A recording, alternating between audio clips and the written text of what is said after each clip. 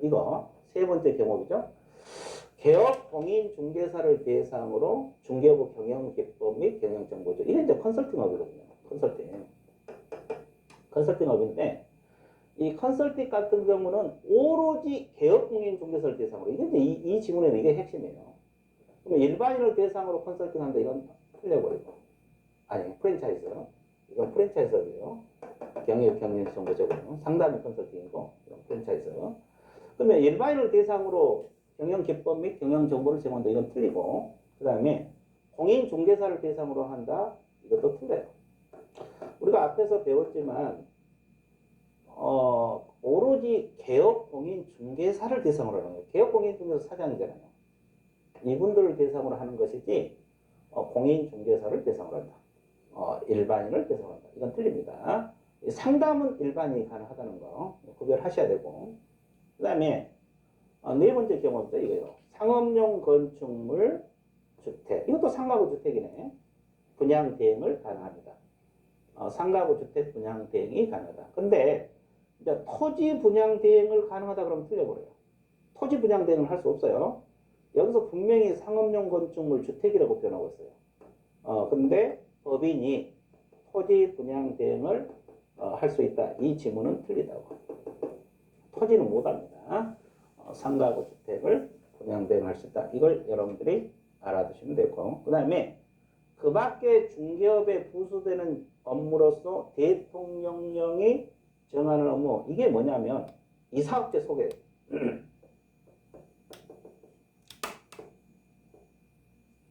알선 도배업체 알선 그러니까 우리가 이제 중개업소에서 매매를 중개하잖아요. 그러면 다 이 사업체 끼고 있잖아요. 이 사업체 이사 가야 되니까 이 사업체 소개해주고 돈 받고 도배업체 소개해주고 돈 받고 이거는 알선만 하는 거예요. 알선만 법인은. 그러면 여기서도 주의할 거 뭐예요? 직접 이 사업이나 도배업을 한다. 이건 틀려버리지. 직접 이 사업체를 운영한다. 직접 도배업체를 운영한다. 이건 틀리는 거예요. 그러니까 이 사업체 소개해주고 돈 받고 도배업체 소개해주고 돈 받고 이런 걸 할 수 있는 것이지 직접 이 사업체를 운영한다 그러면 틀리겠죠. 근데 개인 개공을 생각해보세요. 개인들은 이 사업체 같이 할 수 있어요. 왜? 경업이 자유로우니까. 중개업도 하고 이 사업체 같이 운영이 가능해요. 개인 개공은 지금 우리가 하고 있는 건 법인을 말합니다. 법인 개공은 소개해 준 것만 할 수 있다는 것이지 직접 이 사업이나 도배업은 하면 안 된다. 자, 이거 알아두시면 됐고. 그 다음에 이제 이게 여섯 번째요. 중개업까지 해서 이제 7, 7번인데, 이거 여섯 번이죠. 경업은 여섯 번째죠. 경매. 공매죠. 공매. 권리 분석도 가능해요. 이제 우리가 자 뒤에서 경공매를 배워요. 그때 이제 뭐 소멸되는 권리, 인수되는 권리, 권리 분석을 하게 돼요. 권리 분석을 공부하게 될 건데, 이 권리 분석에 대해서 이렇게 법인이 할 수도 있고, 그 다음에 매수 신청, 입찰 신청, 대리도 할 수 있어요. 이 대리란 것은 직접 경매에 참가해서 물건 낙찰 받아줘요. 일반인들 잘 모르잖아요. 그러니까 직접 경매에 참가해서 낙찰 받아주고 수수료를 먹는 거예요. 이것도 할 수 있다는 거지. 그래서 이걸 매수 신청, 입찰 신청, 대리라 해요. 이런 걸 경험할 수 있어요. 근데 이 7번 같은 경우는 중개인들은 못 합니다. 중개인들은 못 해요. 왜 그러냐면 중개인 이분들은 자격증이 없잖아요. 없기 때문에 이 경공매를 못하게 법에서 막았어요. 막았기 때문에 못하는 거예요. 달리 못한 게 아니라. 그래서 이제 이거 그래서 법인이 할 수 있는 것은 중개업 플러스 6가지. 그래서 이제 합하면 중개까지 합하면 7가지가 되는 거죠. 그래서 7번은 몇 가지 부연 설명 조금 더 해볼게요. 자, 7번에서 경공매를 말합니다. 여기에서 말하는 경공매. 공인중개 개업권이란 법인 개공하고 공인중개사인 개업권을 의미하고 부칙 6조 2항에 규정된 개공은 포함되지 않는다. 이 말은 중개인들은 경공매 못한다 이 뜻이에요. 방금 내가 이야기했던 거고. 그 다음에 이제 니은을 좀 신경 써보셔야 돼요. 니은. 이걸 좀 신경 써보셔야 되는데 이것도 문제 나오면 자꾸 틀리는데 법인 개공, 공인중개사인 개공, 경매, 공매, 경매, 매수인지대 대리입니다. 하고자 할 때는 법원에 등록하고 감독을 받으라 그랬어요. 자, 그러면 방금 우리가 경매, 공매, 권리 분석도 하고 권리 분석, 이 권리 분석을 한다 그랬어요. 권리 분석. 권리 분석도 하고 매수 신청, 입찰 신청, 대리 가능하다 그랬어요. 근데 지금 여기 봐보세요. 경매 대리라고 했잖아요.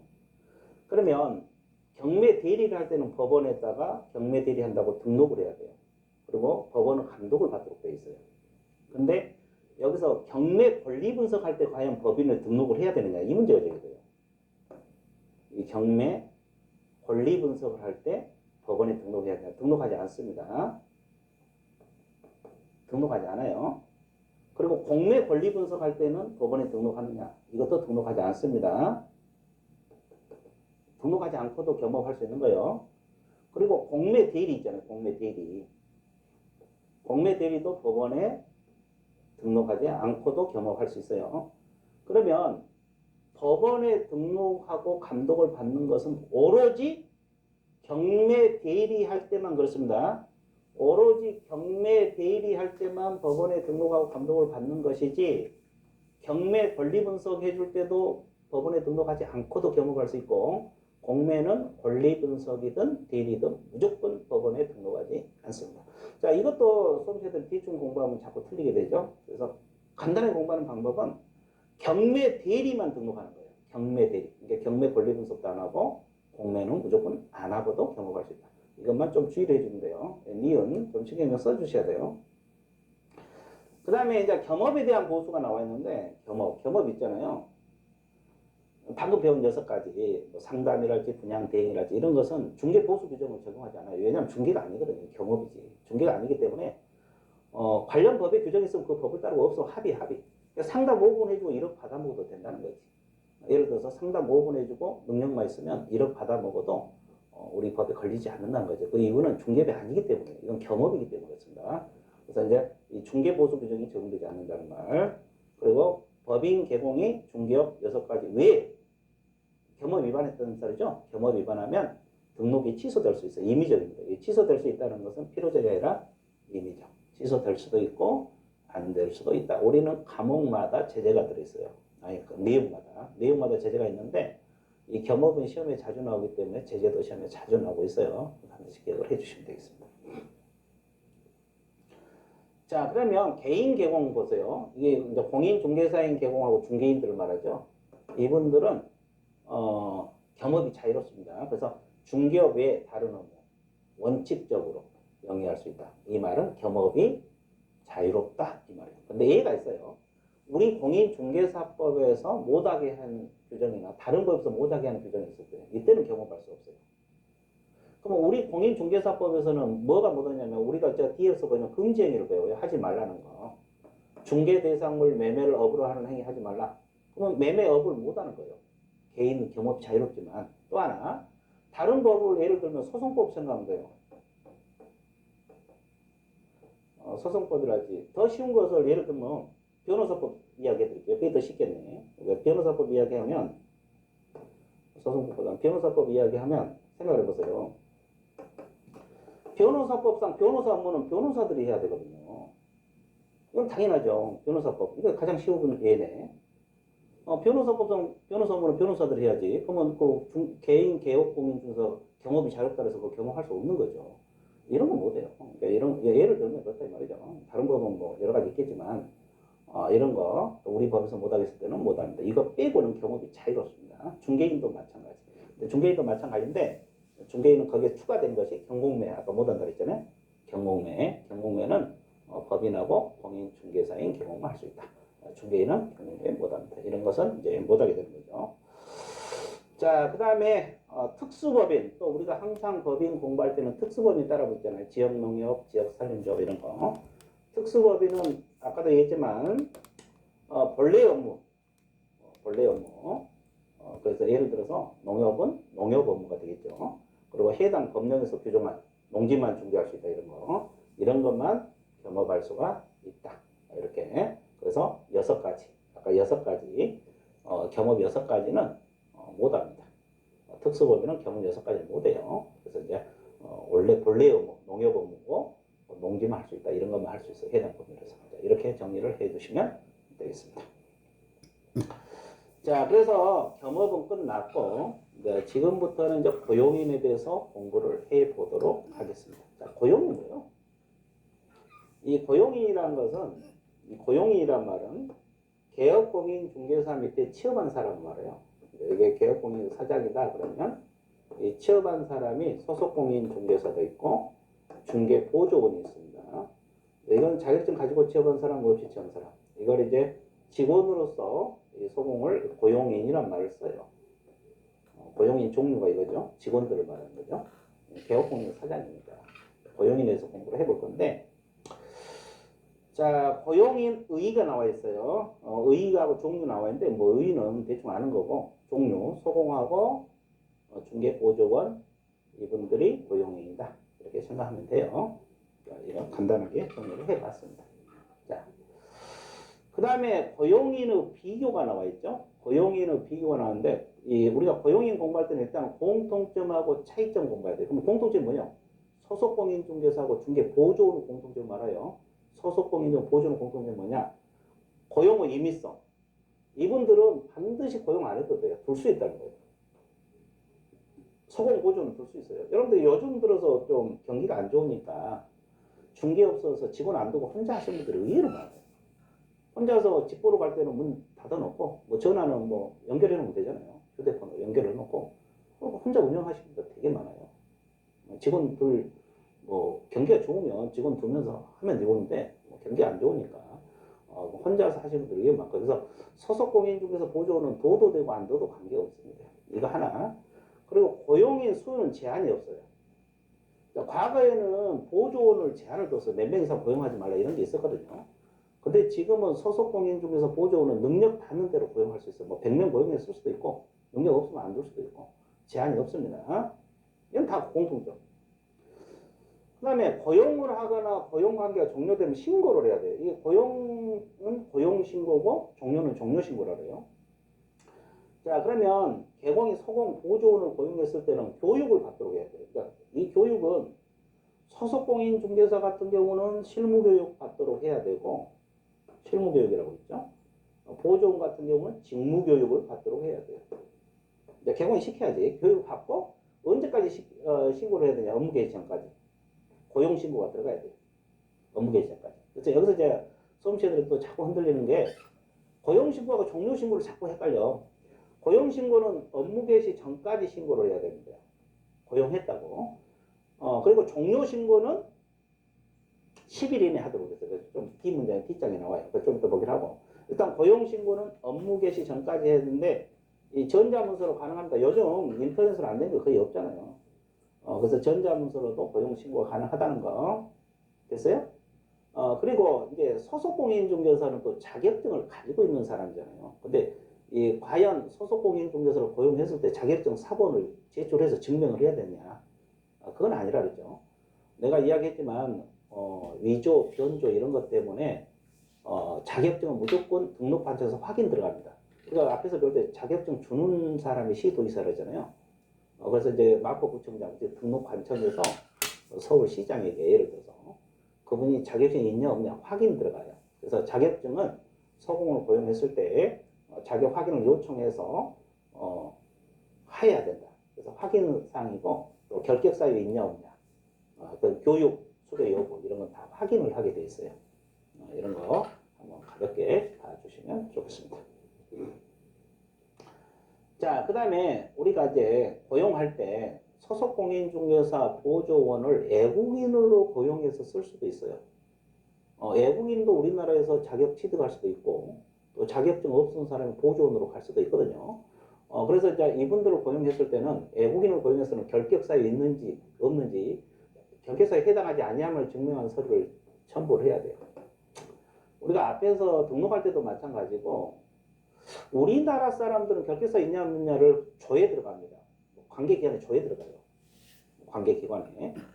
요즘 뭐 전산은 잘 돼 있으니까 뭐 쳐보면 다 나오잖아요. 그 사람 뭐 결격사 있는지, 벌금형 받았는지, 징역형 받았는지, 파산 선고를 받았는지. 그래서 관계기관에 조회를 하면 되는데 애국인들은 우리나라에서 거의 불가능해요. 그러니까 애국인 같은 경우를 직원으로, 즉 고용인으로 고용했을 때는 결격 사유에 해당하지 아니함을 증명하는 서류를 첨부를 해서 하도록 되어 있다는 거 반드시 기억을 해 주셔야 되고, 그 다음에 종료신고입니다. 이제 고용관계가 종료됐잖아요. 여기를 종료라고 표현을 해요. 뭐 해고 이렇게 표현하지 않고. 자, 종료신고는 보호적으로 고용관계 종료되는 종료된 날로부터 10일입니다.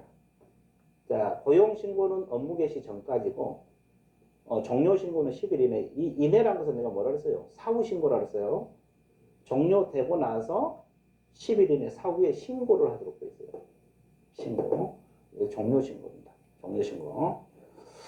그 다음에 협회 통보. 자, 등록관청은 고용 종료 신고를 받은 경우는 다음 달 10일까지 공인중개사 협회 통보하라 했어요. 협회 통보상이 지금 단원마다 지금 나오고 있어요. 그래서 고용 신고, 종료 신고도 다음 달 10일 협회 통보. 됐습니까? 알아두시고. 제재. 자, 이 고용 신고, 종료 신고를 안 하잖아요. 그러면 이 소공이나 보조원이 제재를 받는 게 아니라 사장인 개업공인중개사가 제재를 받는데 업무정지에 처해질 수가 있다는 거. 업무정지 사유입니다. 업무정지 사유. 업무정지에 처해질 수 있다는 거. 과태료가 아니에요. 업무정지 사유가 될 수 있다는 것도 알아두시면 돼요. 그래서 고용하면 고용신고, 종료하면 종료신고를 반드시 해주셔야 돼요. 안 하면 사장인 개업공인중개사가 업무정지 받을 수 있다는 거. 자, 그 다음에 넘어가 볼게요. 자, 지금까지 우리는 주로 공통점에 대해서 공부를 했어요. 둘 간의 공통점, 자, 소속공인 보존 공통점을 공부했고, 차이점을 한번 볼게요. 자, 소속공인 중개사하고 보존 차이점. 자, 가장 근본적인 차이점은 여기는 없지만, 여기 있네. 여기는 없지만, 자격증 있고 없고죠. 자격증 있고 없고 차이고, 그건 뭐, 누구나 다 아는 거고. 그 다음에 이제 이게 업무 범위가 뭐냐면, 소속공인중개사는 확인 설명을 할 수 있어요. 그리고 확인 설명서를 작성할 수도 있고, 거래계약서, 매매계약서 이런 거.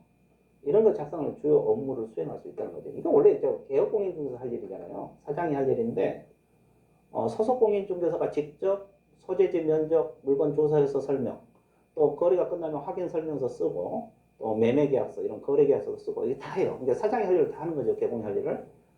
근데 보조원들은 말 그대로 이거 계약서 못 써요. 계약서 못 쓰고 확인 설명 못 하고 확인 설명 못 써요. 모르지 어떤 거만요. 현장 안내, 서류 복사, 그죠? 서류 정리, 뭐 운전기사, 뭐 이런 보조 업무만 해요. 이런 게 차이점이고 이제 업무 범위에서 차이가 있는 거고. 그리고 이제 소속공인중개사는 계약서를 쓰기 때문에 계약서에다가 서명 날인할 의무가 있어요. 이것은 물론 단독으로는 안 되죠. 개업공인중개사하고 같이 하는 겁니다. 이 사람은 개업공인중개사 같이 서명 및 날인 의무가 있는 거예요. 또 주의할 것은 미시입니다. 또는이 아니에요. 근데 보조는 계약서를 안 쓰니까 서명 날인을 할 이유가 없죠. 의무가 없어요. 의무가 없고. 그 다음에 소속공인중개사는 자격증을 가지고 있는 사람이잖아요. 그렇게 잘못하면 자격 취소가 될 수도 있고 자격 정지, 이런 행정처분이 될 수가 있어요. 행정처분. 근데 이 보조원 같은 경우는 이 처분이 될 수가 없어요. 행정처분은 아예 없는 거예요. 뭐 등록 취소, 업무 정지, 자격 취소, 될 수가 없죠. 그리고 소속공인중개사는 인장이 뭐예요? 도장이잖아요. 계약서 쓸 도장. 이거 등록을 한 인장을 쓰라 하기 때문에 소공도 계약서 쓰니까 인장 등록할 의무가 있어요. 근데 보조원은 뭐 계약서 자체를 안 쓰니까 뭐 인장 쓸 일이 없죠. 그래서 이제 이걸 필요 없고. 그리고 소속공인중개사는 자격증이 있기 때문에 사무소에다가 자격증 게시를 해야 합니다. 물론 소공 자격증은 게시가 되지만 게시 주체는 개업공인중개사입니다. 소공이 게시 의무가 있는 게 아니에요. 소공 자격증은 게시를 하되 주체는 개업공인중개사 한다는 거. 그러니까 소공 자격증이 안 걸리면 이 사람이 처벌받는 게 아니라 개업공인중개사가 처벌받는 거예요. 근데 보조는 뭐 자격증 없으니까 게시할 이유가 없고요. 자, 소속공인중개사는 실무교육을 받아요. 실무교육. 미리 받는 교육이죠. 그리고 보조는 직무교육을 받도록 되어 있고. 그리고 소속공인중개사는 품위유지가 있어요. 품위유지. 근데 이분은 없어요. 그러니까 내가 누적한 거잖아요. 그러니까 보조원들은 품위유지가 없다. 그러니까 술 먹고 비틀어 그랬습니다. 이렇게. 이런 게 차이점이라는 거 가볍게 정리해 주면 그 외에도 몇 가지 더 있어요. 그래서 이제 나중에 서서히 공부해도 될 겁니다. 그 다음에 이제 공부할 것이 뭐가 있느냐. 여러분들이 공부해야 될 것이 고용인의 업무상 행위 책임. 자, 이것이 이제 뭐냐면 이게 이제 문제가 사례 형태 문제가 나와요. 사례형 문제, 사례형. 이 사례형 문제가 나오면 어려워지죠, 문제가. 왜냐하면 여러 가지를 알아야 풀 수 있거든요. 사례형 문제라는 것은 단순 문제와 틀려서 이 파트가 이 사례형 문제가 나오기 쉬워요. 자, 그러면 뭐 자격 취소랄지, 결격 사유랄지, 금지행위랄지,